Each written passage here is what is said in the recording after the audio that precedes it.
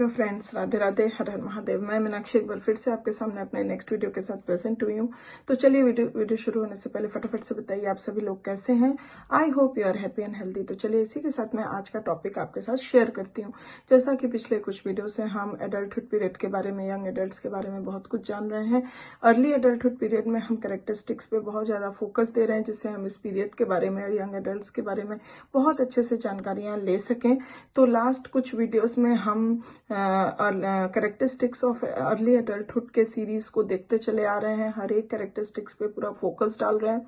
आज भी हम नेक्स्ट कैरेक्टरिस्टिक्स पे बात करेंगे, जो कि है early adulthood is a time of value change. कि अर्ली एडल्टहुड को वैल्यू चेंज का समय क्यों बोला जाता है, इसमें किस प्रकार की वैल्यू चेंजेस या थॉट चेंजेस होती हैं एडल्ट्स के अंदर, किस प्रकार की आती हैं। पहले क्या वैल्यूज वो रखते थे, अब क्या चेंज हो गया है एडल्टहुड में कदम रखने के साथ साथ, अर्ली एडल्टहुड में कदम रखने के साथ साथ ऐसा क्या वैल्यू में चेंजेस आई। ये सभी जानकारियां इस वीडियो में आपको पर्याप्त मात्रा में मिलने वाली हैं। तो I hope that you will be remain in the session till then to get the whole information. एक चीज और, अगर अभी तक चैनल को सब्सक्राइब नहीं किया है या फिर आप न्यू व्यूअर हैं टू माय चैनल, प्लीज जल्दी से सब्सक्राइब करिए, जिससे आने वाली हर वीडियो का आप आसानी से लाभ उठा सकें और जो भी सीरीज चलती आ रही है उसका भी पूर्णतः लाभ उठा सकें। तो चलिए इसी के साथ मैं सेशन को आगे बढ़ाती हूँ। Early adulthood is a time of value change. तो many of the values developed during childhood and adolescence change as experience and social contact with people of different ages broaden and as values are considered from a more mature standpoint। तो बहुत सारे ऐसे values जो कि childhood में और adolescence में जो हैं वो डेवलप हुए थे अगर इंडिविजुअल के अंदर, तो वो जो है चेंज हो गए हैं, वो चेंज हो रहे हैं with what with the experience they having, with the social contact with the other people and different ages। मतलब different ages के लोगों के साथ जो भी उनका social contact हो रहा है, उस वजह से उनके जो भी values developed हुए थे childhood या adolescence period में, वो धीरे धीरे change हो रहे हैं और उनके point of view में जो है बहुत broadness आ रही है वैल्यूज वगैरह को लेके, और वो उस चीज को बहुत ही एक मैच्योर वे में कंसिडर कर रहे हैं, अपना एक स्टैंड पॉइंट रख रहे हैं। Adults who used to consider school a necessary evil may now recognise the value of education as a stepping stone to social and vocational success and to personal fulfilment. तो जैसे कि एक example के तौर में हम देख सकते हैं कि एडल्ट्स जो हैं who used to consider school a necessary evil, जो पहले स्कूल्स वगैरह को नेसेसरी इविल की तरह लेते थे, बट अब वो धीरे धीरे इस बात को रिकॉग्नाइज कर रहे हैं कि एजुकेशन की वैल्यू एक्चुअली होती क्या है, and it is a very important stepping stone to social and vocational success. और ये एक बहुत ही स्टेपिंग स्टोन होता है एडुकेट करना अपने आप को, एजुकेशन लेना, क्योंकि ये सोशल और वोकेशनल सक्सेस के लिए बहुत ही ज्यादा एजुकेशन जो है वो इम्पोर्टेंट होती है और साथ ही साथ पर्सनल फुलफिलमेंट भी देती है। तो now they are recognising the importance of education which they formerly not very much aware of and even thinking about this like an evil। As a result of such changes values, many adults who drop out of school or college decide to finish their education।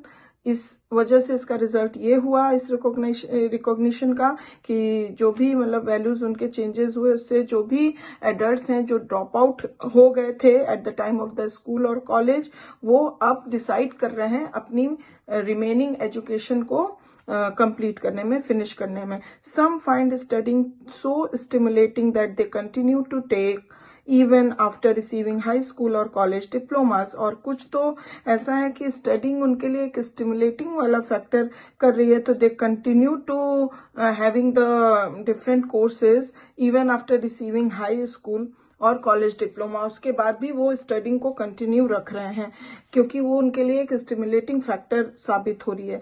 There are many reasons for value changes in early adulthood. तो early adulthood में बहुत सारे ऐसे reasons हैं मतलब जो value changes early adult में करने के लिए प्रेरित करते हैं, जिसमें कि 3 रीजंस ऐसे हैं, 3 of which are very very common. 3 reasons जो है उसमें बहुत ज्यादा कॉमनली देखे जाते हैं। पहले अगर हम रीजन की बात करें तो if young adults want to be accepted by members of the adult group, they must accept the values of the adult group, just as during childhood and adolescence they had to accept the values of their peer group to win acceptance। तो पहली बात तो ये होती है कि young adult जो होते हैं उनको they want to be accepted the values of the adult group. तो जो भी उनका एडल्ट ग्रुप होता है उसके लिए वो जो एडल्ट ग्रुप का जो सोच होता है, जो वैल्यूज होते हैं, उसको इनको मानना ही पड़ता है, उसको अपनाना ही, एक्सेप्ट ही करना पड़ता है। सेम एज लाइक जैसा कि वो चाइल्डहुड और एडोलेसेंस स्टेज में भी करते थे to gain the acceptance of the group. तो win the acceptance of the group, वो उनके बनाए हुए वैल्यूज को एक्सेप्ट करते थे, चाहे या ना चाहे उनको सोशल एक्सेप्टेंस के लिए उस चीज को एक्सेप्ट करना ही पड़ता था। तो same as like young adults को भी करना पड़ता है, जो भी एडल्ट ग्रुप है उसके वैल्यूज को फॉलो। तो इस वजह से भी पहले की बनी हुई वैल्यूज जो है उनकी, जो चाइल्डहुड और एडोलेसेंस में बनी थी, वो इस कारण से भी वन ऑफ द रीजन अभी उनको वैल्यूज को चेंज करना पड़ सकता है। अगर दूसरा कारण देखें for the change of values in the early adulthood, तो वो होता है कि young adult soon discover that most social groups hold conventional values. तो यंग एडल्ट जो होते हैं जल्दी ही ये बात को डिस्कवर कर लेते हैं कि बहुत सारे most of the social group जो हैं वो कन्वेंशनल वैल्यूज को होल्ड करे हुए हैं अबाउट किस लिए, बिलीव्स एंड बिहेवियर, कुछ ऐसे बिलीव और बिहेवियर के लिए, just as they do about their appearance, जैसे कि अपीयरेंस वगैरह को लेके। While the adolescence peer culture में have regarded premarital sex as acceptable behaviour, most adults do not and demand more conventional courtship and marriage as the price of acceptance in the social group। तो जैसे कि एक example के पहले के बनाए हुए एडोलेसेंस या पीयर ग्रुप के जो भी वैल्यूज होते हैं उनको आज के डेट में यंग एडल्ट्स को जो है वो चेंज करना पड़ता है। अगर थर्ड और लास्ट हम जो कॉमन रीजन देख सकते हैं for the value changes in the early adulthood in the young adults, वो है कि young adults who become parents not only tend to change their values earlier and more radically than those who are unmarried और childless. तो young adult जो कि parents बन जाते हैं, उनको ना कि केवल अपने वैल्यूज को, पहले के वैल्यूज को चेंज करना पड़ता है, बल्कि मोर रेडिकली उनको रहना पड़ता है देन दोज हु आर, जो कि अभी अनमैरिड हैं, जो भी यंग एडल्ट जो अभी अनमैरिड हैं या मैरिड हैं बट वो चाइल्डलेस हैं, जिनको बेबीज नहीं है, अभी तक चिल्ड्रन नहीं है, but they also shift to more conservative and traditional values. लेकिन उन लोगों को भी बहुत ज्यादा कंजर्वेटिव और ट्रेडिशनल वैल्यूज के तरफ मोड़ना पड़ता ही है, जो अनमैरिड और चाइल्डलेस हैं उनको भी।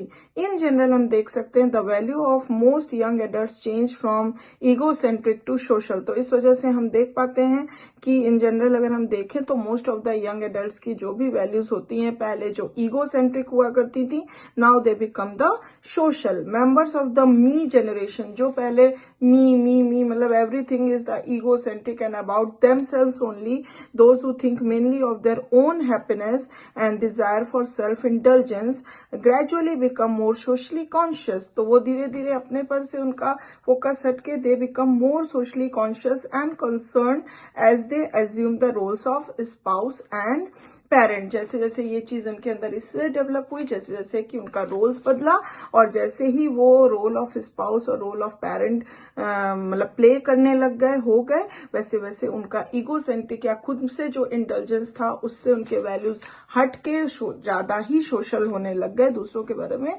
ज्यादा कॉन्शियस हो गए।